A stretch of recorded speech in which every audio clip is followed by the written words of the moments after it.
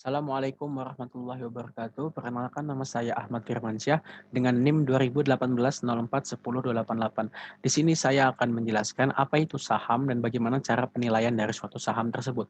Melihat masyarakat Indonesia saat ini sudah banyak yang melek akan investasi dan saya sedikit akan menjelaskan salah satu instrumen investasi yaitu saham dan bagaimana cara penilaiannya. Masuk kepada pengertian saham. Saham merupakan surat berharga yang diterbitkan emiten yang menyatakan bahwa pemilik saham mempunyai hak kepemilikan atas aset-aset perusahaan.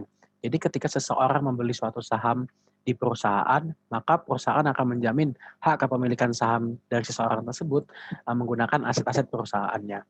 Dan apa sih imbalan yang bisa diterima investor saham? Ada 3 hal. Yang pertama yaitu hak kepemilikan. Hak kepemilikan sudah dijelaskan tadi bahwasannya ketika seseorang membeli suatu saham perusahaan, maka perusahaan akan menjamin hak kepemilikannya menggunakan aset-aset perusahaan tersebut. Dan keuntungan yang kedua adanya dividen. Nah, dividen ini yaitu suatu laba yang dibagikan perusahaan kepada pemegang sahamnya. Jadi ketika suatu perusahaan mendapatkan keuntungan, maka keuntungan tersebut akan dibagikan secara merata kepada investor-investor sahamnya. Dan keuntungan yang ketiga yaitu capital gain. Capital gain ini disebut sebagai keuntungan dari selisih harga saham. Jadi ketika seseorang investor membeli saham dengan jumlah harga 1.000 dan kemudian naik menjadi 1.500, maka 500 ini disebut sebagai keuntungan selisih harga yang disebut sebagai capital gain. Nah, hak-hak investor saham itu ada apa aja sih? Nah, hak istimewa yang dimiliki investor saham yang pertama adanya hak kepemilikan atau control of the firm. Tercermin dalam voting right yang dimiliki investor, makin besar kepemilikan, makin besar pula hak pemegang saham untuk mengontrol suatu perusahaan.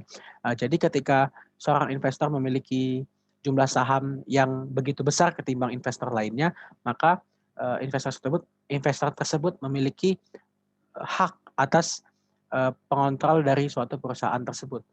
Nah, hak istimewa lainnya yaitu ada preemptive right, yang mana hak investor saham untuk didahulukan dalam pembelian saham baru yang diterbitkan oleh perusahaan. Jadi ketika suatu perusahaan ingin menerbitkan saham baru ke publik, maka dia harus mendahulukan investor saham lamanya untuk membeli untuk mendapatkan kesempatan membeli saham baru sebelum dipublish ke masyarakat. Nah, saham dibagi menjadi dua, yaitu ada saham biasa dan saham preferred. Masuk kepada karakteristik saham biasa. Yang pertama yaitu dividen akan dibayarkan sepanjang perusahaan memperoleh laba. Jadi ketika suatu perusahaan masih memperoleh laba, maka dividen akan tetap dibagikan kepada investor pemegang sahamnya.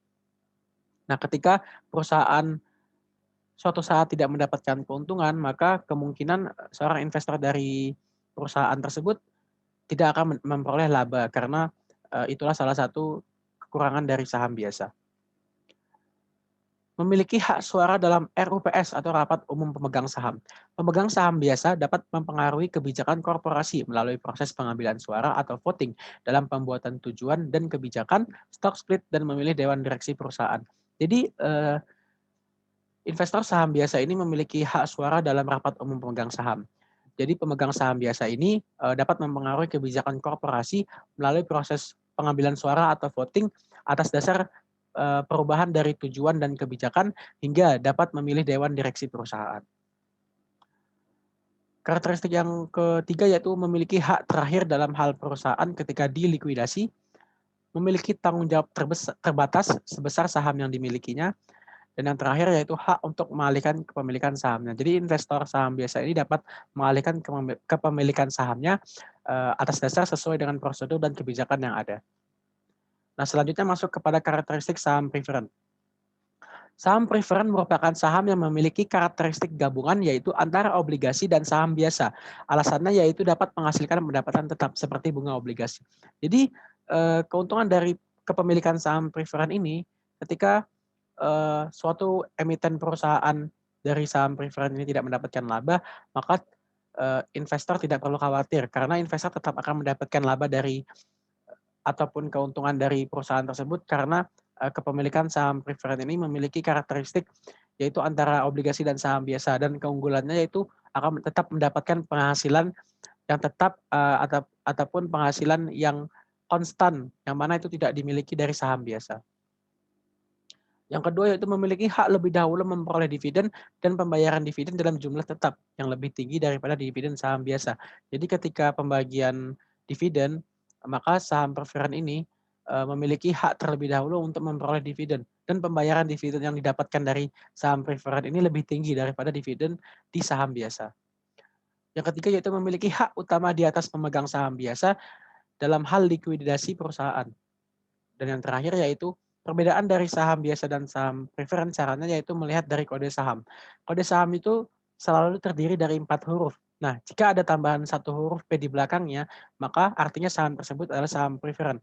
Contohnya yaitu pada PT Mas Murni Tbk dengan kode emiten yaitu MAMIP. Apa sih tujuan dari penilaian saham? Yang pertama yaitu saham merupakan aset finansial yang dapat dijadikan suatu instrumen investasi. Dan yang kedua yaitu penilaian saham dilakukan untuk menentukan apakah saham yang akan dibeli ataupun dijual dari investor itu akan memberikan tingkat return yang sesuai dengan return yang diharapkan dari masing-masing investor. Dan yang ketiga yaitu nilai saham itu dibedakan menjadi 3 hal, yaitu adanya nilai buku, nilai pasar, dan nilai intrinsic. Masuk kepada penjelasan nilai buku atau book value. Nah, nilai buku itu yaitu nilai buku per lembar saham adalah nilai aset bersih atau net aset yang dimiliki pemilik dengan memiliki satu lembar saham. Jadi investor itu harus tahu berapa sih nilai buku yang ada pada suatu perusahaan tersebut, yang mana itu akan menentukan strategi untuk investor tersebut di masa yang akan datang. Nah, bagaimana sih cara melihat nilai buku atau book value dari perusahaan? Dapat dilihat dari laporan keuangan perusahaan yang bersangkutan. Jadi laporan keuangan biasanya bisa diakses di websitenya Bursa Efek Indonesia.